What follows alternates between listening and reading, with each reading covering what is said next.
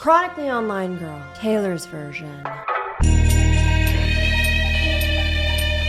Hi guys, I need to share something insane with you. I literally have never seen anything like this before and I am in shock. The first collection of silent toys are here. Yeah, you heard that right, silent. These brains at Bellesa created what they call whisper tech, and it somehow has delivered us an assortment of toys in all shapes that hit all the spots, but in silence. What? Yes, you heard that right. They're all literally insanely quiet. No noise, full power, hit all the spots. So of course, I have to hook you up. So I'm doing a giveaway with Bellesa so that literally everyone wins a free toy. Meet the Whisper Collection, world's first silent vibrators. Bellesa's new Whisper tech makes sure that you never have to choose between power and discretion. Before I get into the details, let me show you the silence that is this collection.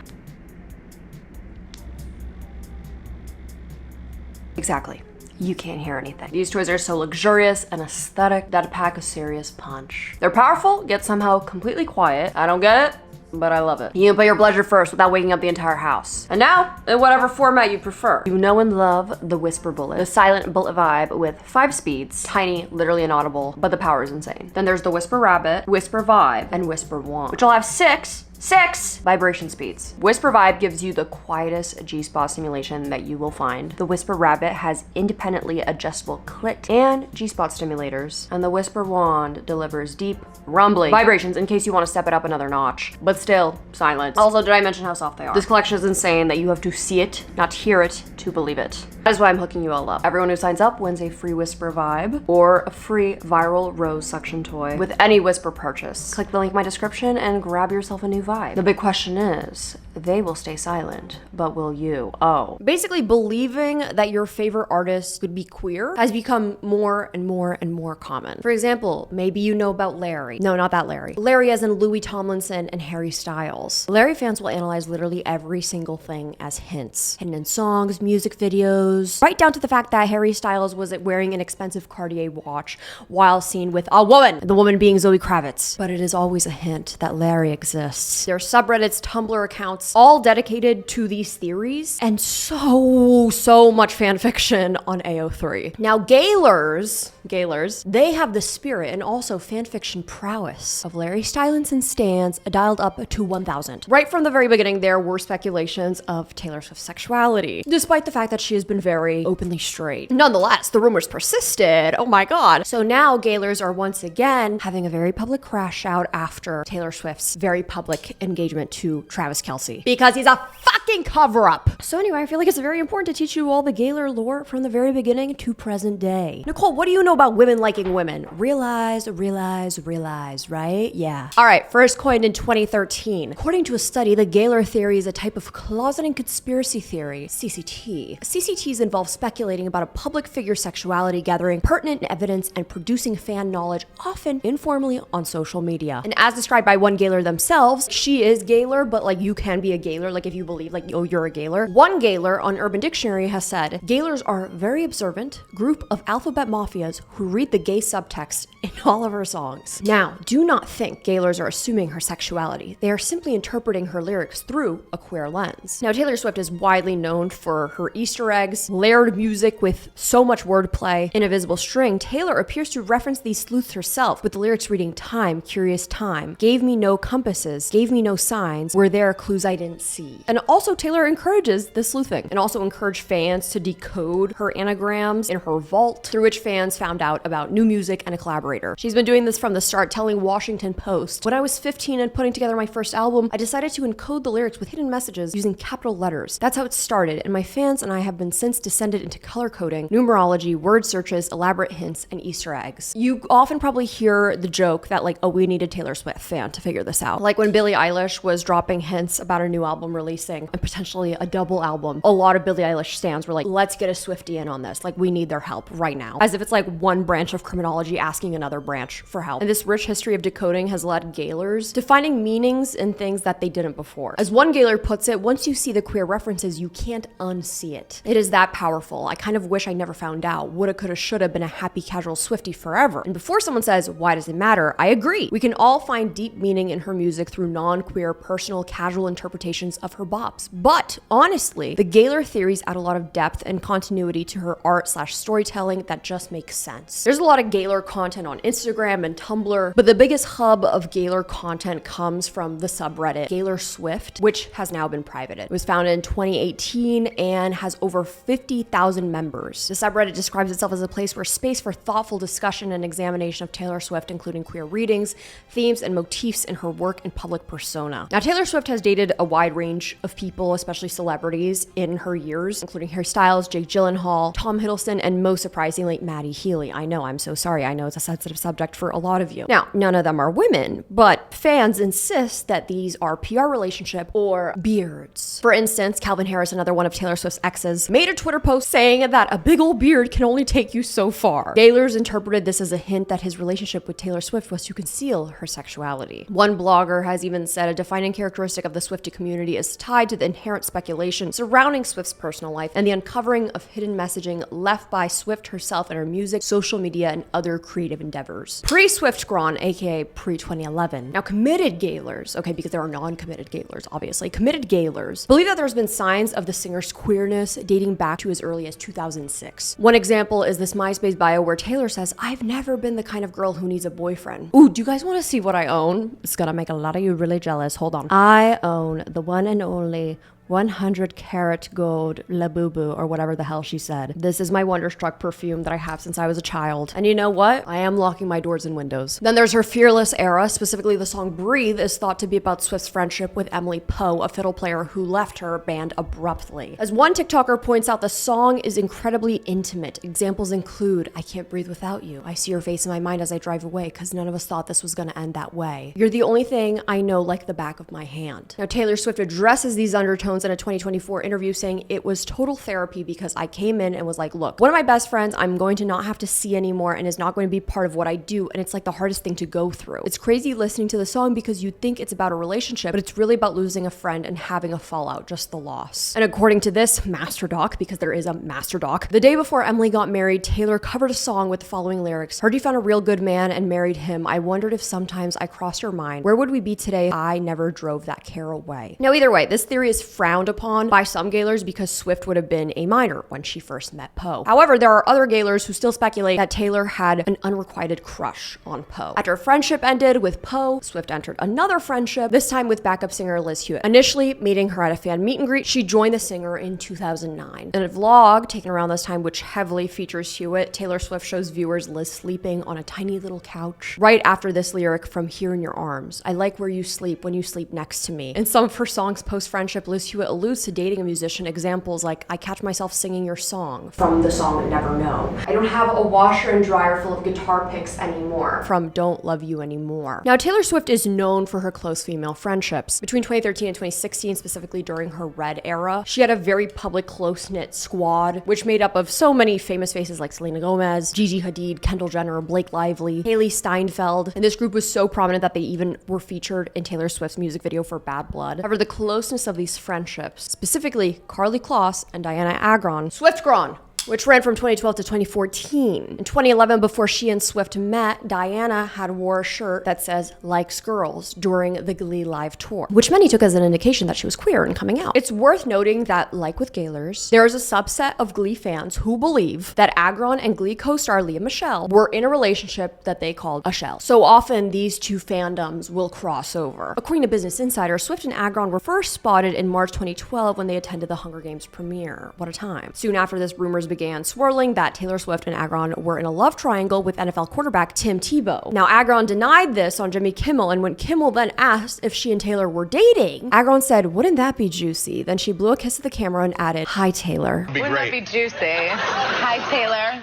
In June 2012, during the GLAAD Media Awards, Agron said, "I've kissed girls before. It's fun." And throughout June and July, the Swift Gron master post basically compiles photos and then tweets confirming that the pair are hanging out a lot. So much so that during an interview, Agron said that if her future plans didn't work out, she would just go on the road with Taylor and carry her bags. Fans speculate that they both wore bracelets and necklaces with scissor charms on them. And even a TikTok claims that a Swift song, So It Goes, references the necklace with the line, "Wearing you like a necklace." However, the Master Post says that when Taylor Swift went public with Connor Kennedy late July, which I do have a video about, it looked like the pair had, at least for a while, broken up. Later, on October 2022, Bye reports that Swift had released Red and left a liner note in the album for the track 22, and the secret note includes 4 names: Ashley, Diana, Claire, Selena, and was essentially a dedication to Diana Agron. Now, Taylor Swift had a public relationship with Harry Styles. We're mentioning him so much in this video. From November 2012 to January 2013, but Gaylors are convinced that it was strictly PR. One Redditor even says Harry and Taylor is basically the manual for PR relationships. I think even a lot of Hetlers are heterosexual fans of Taylor's and believe that she is straight. Anyway, really awful name. Hetlers? Girl. I think even a lot of Hetlers agree he was the PR boyfriend, and the title of Style is basically a red herring, as she knew people would think it was about him. The Master Post even claims that Taylor Swift and Diana Agron properly reunited in January 2013, and that during this time, Agron had a secret Tumblr account. She is said to have reblogged a post in January 2013 saying, "I think we're just gonna have to be secretly in love with each other and leave it at that." In February 2013, she allegedly posted a French quote that translates into "I love you, as certain dark things are loved secretly between the shadow and the soul." And in April 2013, a fake article about Agron and Swift dating circulated. Now, Agron and Swift did not comment on this, but Bye does report that Agron did delete her Tumblr account. Now, in 2014, an interview on the WTF with Mark Maron podcast, longtime Taylor Swift collaborator Jack Antonoff, we all know him, said, "There's a better chance if I'm working with a woman that we're gonna get along. She's not gonna say, 'This dude fucking gave it to me like you wouldn't believe,' or 'I just piled through these 4 guys over the weekend.'" Mark replied saying, "You're not gonna have that conversation with Taylor Swift," to which Antonoff said, "No, I like women, and particularly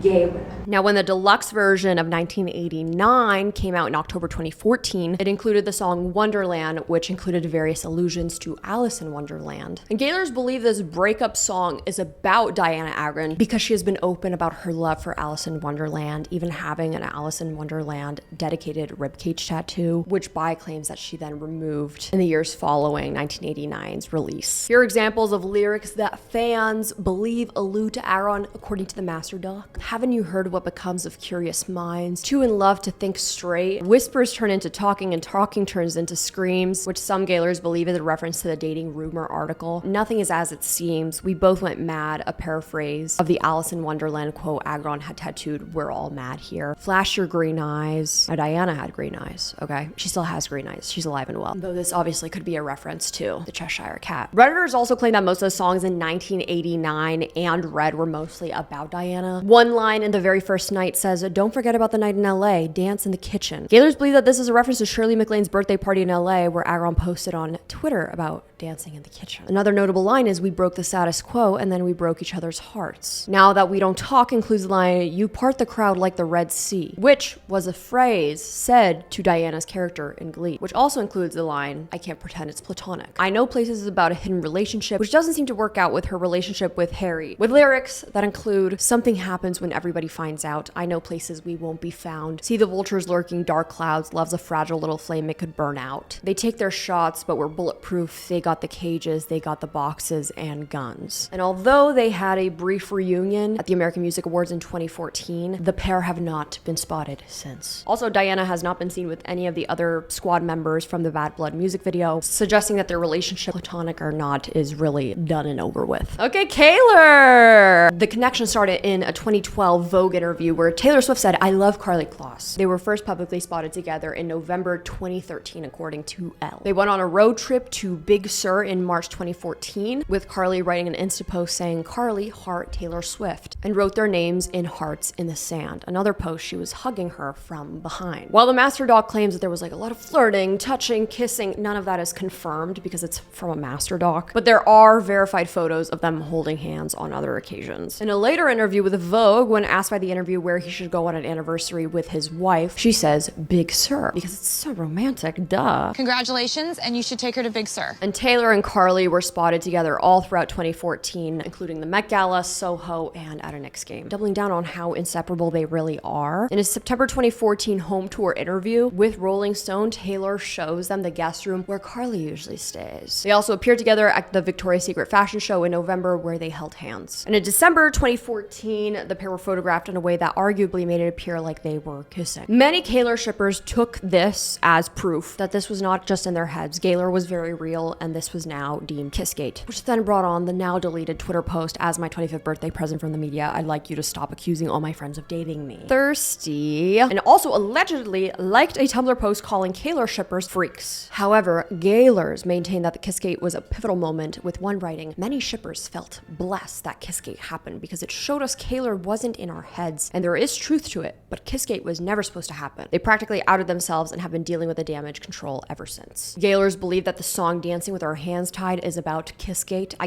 can't believe I'm calling it fucking Kissgate, with notable lyrics including "I loved you in secret," "Oh, 25 years old," age when Kissgate happened, "You said there was nothing in the world that could stop it. I had a bad feeling, but we were dancing," possible reference to them dancing at the concert. "I loved you in spite of deep fears that the world would divide us," possible reference to them being closeted. "And darling, you had turned my bed into a sacred oasis. People started talking, putting us through our paces." They were not seen together until a joint Vogue interview in February 2015. That was all about how they are such good friends. Now, March 6, 2015, Taylor posted about a 1-year anniversary that everyone thought was about Calvin Harris. However, Taylor and Carly went on their Big Sur trip on March 6, 2014, which has led Swifties believing that they were celebrating their own anniversary. Adding to this theory, Karlie Kloss then posted photos at the Paris Lovelock Bridge on March 6, 2016 with the caption, "Love Lockdown." Hopefully not referencing the Kanye West song, "Love Lockdown." Karlie Kloss also appeared in the Bad Blood video along with other members of Taylor Swift's friends and squad. But in the master doc, the Gaylors are referencing the boxing scene between Carly and Taylor as homoerotic. Another big Gaylor milestone is when they wore matching golden tattoos to Drake's birthday party in October 2016 after they hadn't been seen together much in a while. Gaylors have linked this to Taylor's song Dress, where she sings, "You made your mark on me, a gold tattoo," with other lines like, "Our secret moments in a crowded room. They've got no idea about me and you because I don't want you as a best friend." Now, amid Taylor having beef with Katy Perry, Carly initially captioned an Instagram post, "Swish Swish," in January, which many people believed was a reference to Katy Perry's song of the same name, Swish Swish, with the backpack boy. The pair allegedly had dinner the following month, deepening claims of a feud, according to Elle. They aren't spotted together until August 2018, when Carly attends her Reputation tour. However, in October 2018, Carly insists in an interview that she and Swift are still good friends. And although she praised Swift's Elle essay in April 2019, the pair still hadn't been seen together. Elle also reports that Taylor didn't attend either of Karlie Kloss's weddings, and Carly was later seen in an Instagram post with Scooter Braun, which, if you know anything about Taylor Swift, which I'm sure you do if you're watching this video, Taylor and Scooter are not really on the best of terms. In Cruel Summer from her 2019 album Lover, the lyrics say, "I snuck in through the garden gate every night that summer just to seal my fate." And Gaylors assumed that this was about Karlie Kloss's West Village apartment with a garden gate, which Taylor at the time lived less than half a mile away from. Ivy, a song from Taylor's 2020 album Folklore, also considered by Gaylors to be about Karlie Kloss. The Spotify canvas image for the track shows Taylor standing alone in front of a thick horizontal fallen tree. Gaylors note that this is similar to a photo from their Big Sur trip where the pair were looking up at a thick horizontal tree that looks to be about the same size. "My pain fits in the palm of your freezing hand, taking mine, but it's been promised to another." Possible reference to beard relationships. "Your opal eyes are all I wish to see." Karlie Kloss's eyes can be considered opal. "He wants what's only yours." Possible relation to Scooter using Carly, according to Gaylors. And this is where we now enter the failed coming out theory of 2019. The Gaylor community widely believes that Taylor tried to come out in 2019, but this was pushed aside by Scooter Braun buying her masters. According to this Tumblr post, the day she planned to do it was June 30th at the New York Parade, which would have been Stonewall's 50th anniversary. An Instagram post leading up to the single of Me, many of them appeared to be rainbow themed. Exhibit A.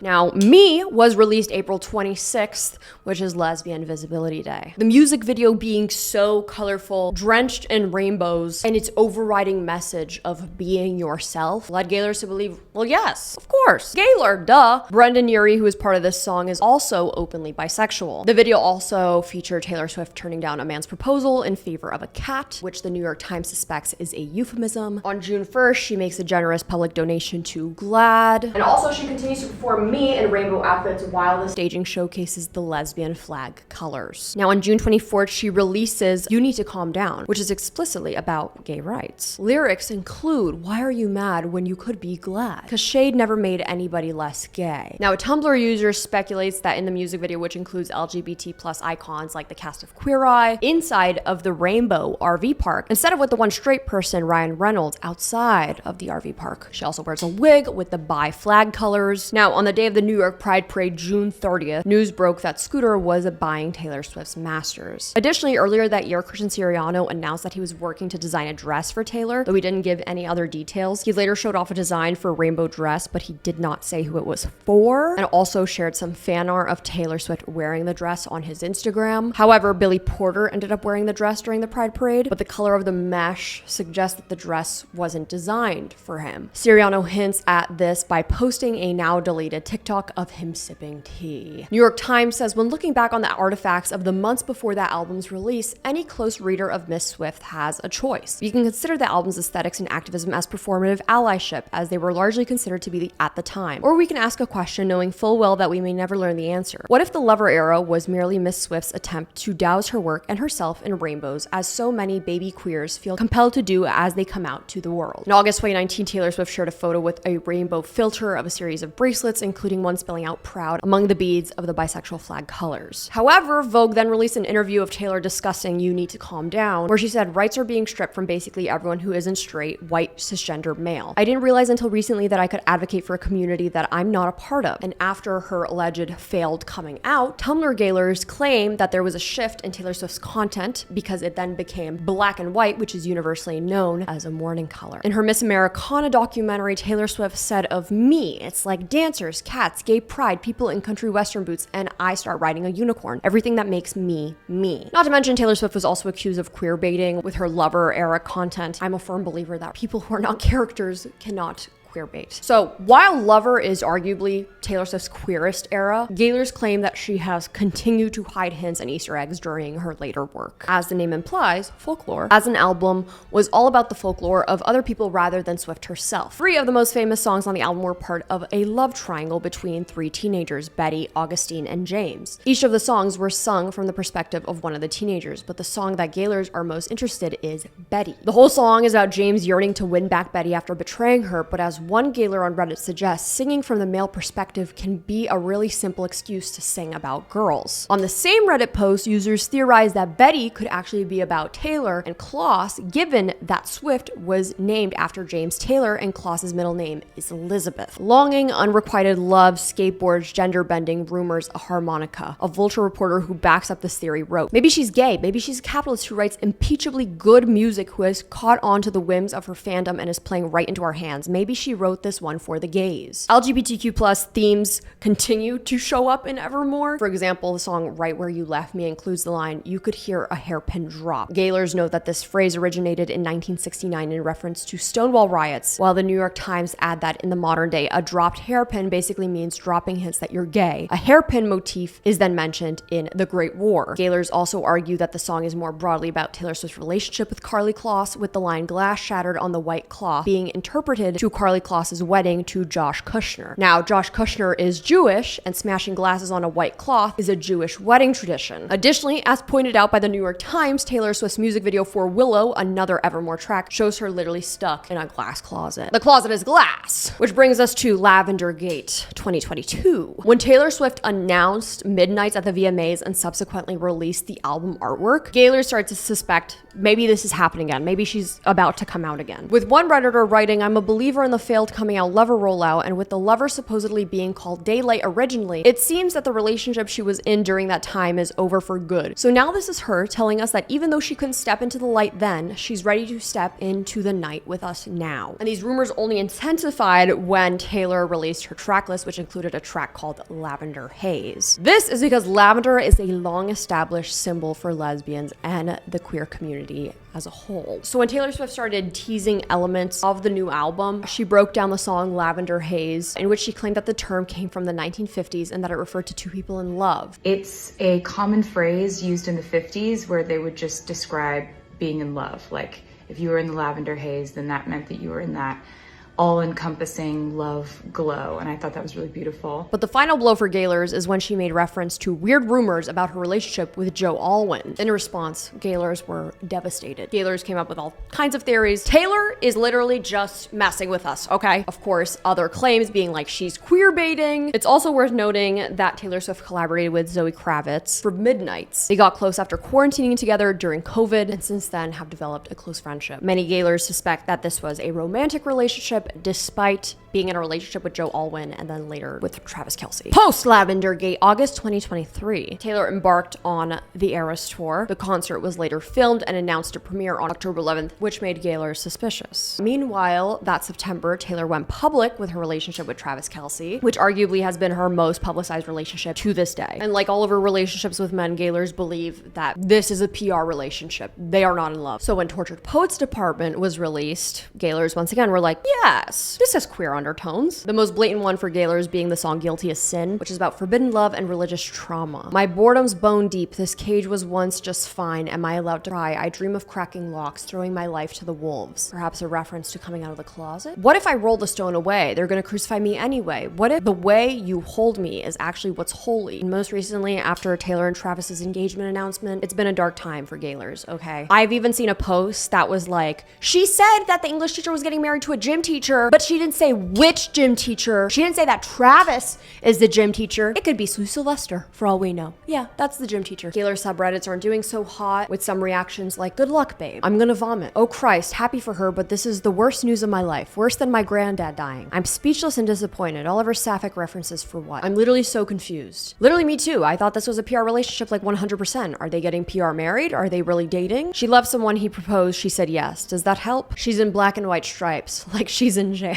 As a New York Times writer said, whether she is conscious of it or not, Miss Swift signals to queer people in the language we use to communicate with one another that she has some affinity for queer identity. There are some queer people who would say that through this sort of signaling, she has already come out, at least to us. But what about coming out in a language the rest of the public will understand? My final verdict is that you can get married to a man and still be queer. Though bisexuality does exist, if Taylor Swift is in fact bisexual, I don't think she owes it to anybody to flat out be like, here I am, I'm bisexual. Now, Taylor Swift is a very, very famous billionaire. Speculating on her sexuality, she's gonna be okay. I do want to remind people that speculating on a lot of other people's sexualities, like for example, people who may not be in the safest positions, speculating on their sexuality can be really, really dangerous and harmful. And I think that's where we need to remember to tread lightly. I feel like Billie Eilish over here being like, I thought everyone knew. September is Bi Visibility Month. Yay!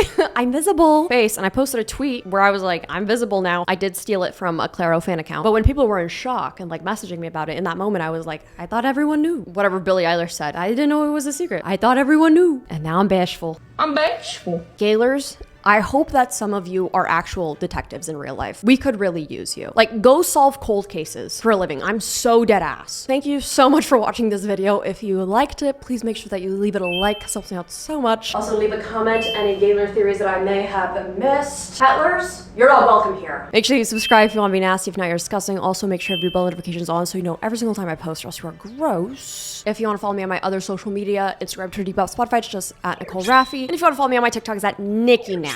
I also have a podcast, Talk Nasty to Me. I'm gonna go now and go buy an Etsy spell for all you Gaylors to curse Travis Kelce.